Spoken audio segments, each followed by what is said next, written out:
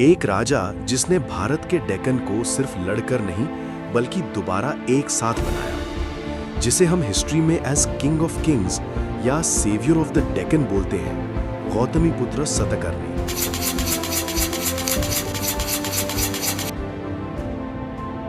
ये कहानी है power, loyalty, family, sacrifice, strategy और लेगेसी की। इस डॉक्यूमेंट्री में हम एक्सप्लोर करेंगे उसके victories, administration, family life, personal journey और उसकी real historical evidence, inscriptions, coins और एंशिएंट टेक्स्ट्स के जरिए।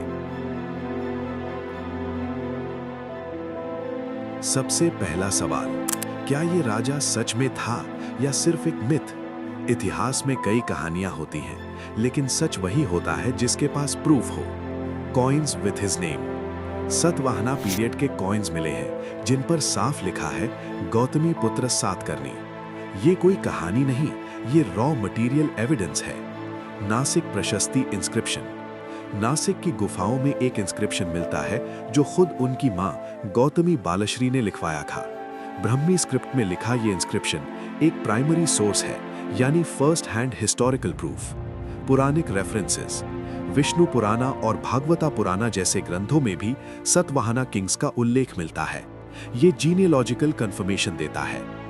Coins equal to material proof, inscription equal to first hand record, Puranas equal to genealogical confirmation. तो ये कोई मिथ नहीं, ये एक प्रूवन हिस्टोरिकल रियलिटी है। गौतमीपुत्र सातकर्णी का जन्म हुआ मां गौतमी बालश्री के घर, इसीलिए उनका नाम पड़ा गौतमीपुत्र, यानी गौतमी का पुत्र। एंशिएंट इंडिया में ये बहुत रेयर था।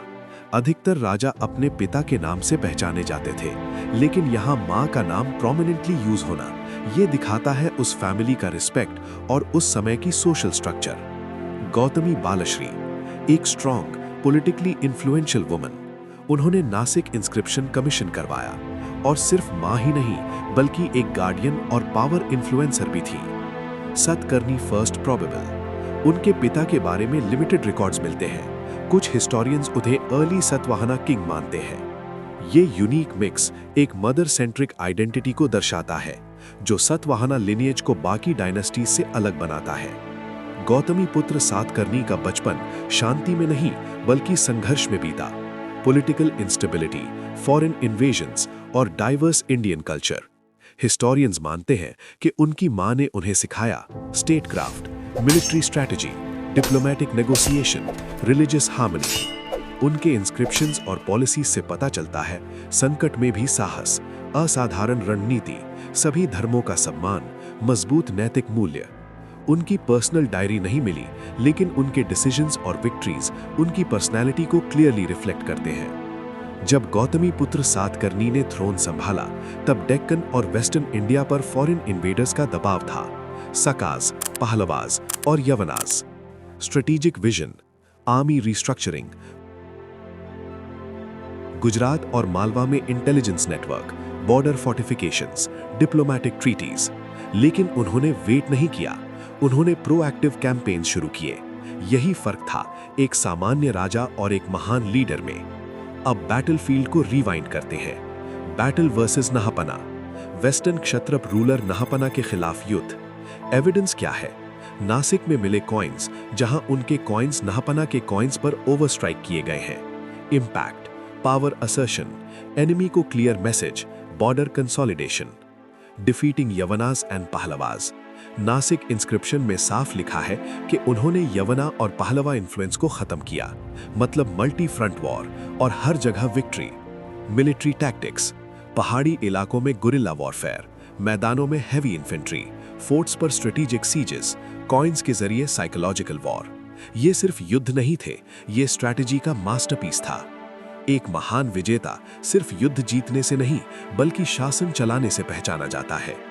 Revenue and land grants. उनके इंस्क्रिप्शंस बताते हैं कि उन्होंने बुद्धिस्ट मंक्स को लैंड ग्रांट्स दिए, मतलब रिलीजन और स्कॉलर्स दोनों को support. Trade and commerce. Satavahana empire Arabian sea के इंपॉर्टेंट ट्रेड रूट्स को कंट्रोल करता था। वेस्टर्न इंडिया के पोर्ट्स एक्टिव ट्रेड हब्स थे। Unknown facts. गौतमी पुत्र सातकर्णी के बारे में ये रही वो गहरी जानकारियां जो आम लोगों को अक्सर पता नहीं होती। 1. नासिक प्रशस्ति का पोस्ट्यूमस सच। ज्यादातर लोग सोचते हैं कि प्रसिद्ध नासिक प्रशस्ति उनके शासनकाल के दौरान लिखी गई थी। हकीकत में ये एक पोस्ट्यूमस यूलोजी है, यानी मरणोपरांत प्रशस्ति है, जिसे उनकी माता गौतमी बालाश्री ने उनके बेटे वशिष्ठी पुत्र पुलुमावी के शासनकाल के 19वें वर्ष में बनवाया था। Deep detail. इसकी टोन सिर्फ राजा की महानता नहीं है, बल्कि एक मां की अपने बेटे के प्रति गौरवपूर्ण यादें हैं। 2. सिक्कों का डोमिनेंस, द जोगलथंबी होड़। ये तो सबको पता है कि उन्होंने नाहपना को हराया था, लेकिन इसका फिजिकल सबूत जोगलथंबी होड़ में मिलता है, जहां 13,000 से ज्यादा चांदी के सिक्के मिले हैं। The nuance. ये नए सिक्के नहीं थे, बल्कि ओवरस्ट्रक सिक्के थे। सातकर्णी के पास चांदी का अपना भंडार यानी बुलियन कम था, इसलिए उन्होंने नाहपना के सिक्कों पर ही अपना शाही निशान यानी 3 आर्च्ड हिल और उज्जैन सिंबल ठोक दिया। इन सिक्कों पर आज भी सातकर्णी के निशान के नीचे नाहपना का चेहरा हल्का सा दिखाई देता है। ये एक साम्राज्य द्वारा दूसरे को पूरी तरह कुचलने का सबसे सटीक मेटाफोर है। 3. ईका ब्राह्मणा का राजनीतिक मतलब। प्रशस्ति में उन्हें ईका ब्राह्मणा यानी अद्वितीय ब्राह्मण और खतिया डपा माना मर्दा यानी क्षत्रिय के अहंकार को नष्ट करने वाला कहा गया है। ये सिर्फ धार्मिक ईगो नहीं था, बल्कि एक पॉलिटिकल काउंटर रेवोल्यूशन था। शक, सकाज और यवन ग्रीक्स जैसे विदेशी शासक पारंपरिक वैदिक व्यवस्था को बदल रही थी। सोल ब्राह्मण कहलाकर उन्होंने खुद को विदेशी प्रभाव के खिलाफ धर्म का रक्षक साबित किया। कट्टर ब्राह्मणवादी रुख के बावजूद वे बौद्ध धर्म के बड़ी संरक्षक थे। उन्होंने नासिक और कार्ली की गुफाओं में भिक्षुओं को टैक्स फ्री जमीन दान में दी थी। 4. बेना कटक का रहस्य।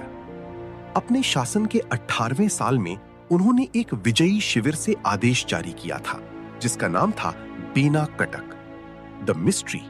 इतिहासकार आज भी बहस करते हैं कि ये जगह असल में कहां है। इसे गोवर्धन जिले का शहर बताया गया है, लेकिन इसकी सटीक लोकेशन अब भी एक रहस्य है। कुछ का मानना है कि ये एक मोबाइल मिलिट्री कैपिटल थी, जिसे युद्ध के दौरान इस्तेमाल किया जाता था।